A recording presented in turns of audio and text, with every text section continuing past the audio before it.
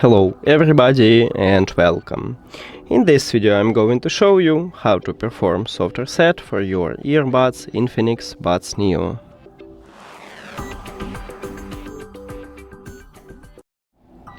You have to start by put your earbuds to the charging case.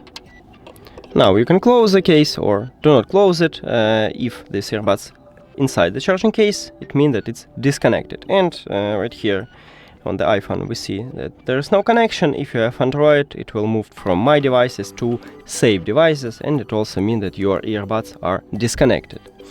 Then you just remove it from the charging case and your earbuds will reconnect to your phone.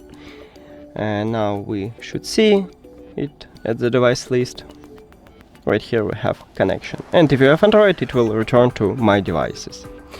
And with this method, you can fix a lot of small trouble with your earbuds. That's it. Thank you for watching this video. If you found it helpful, please consider subscribing to the channel and leave the like on the video. See you later.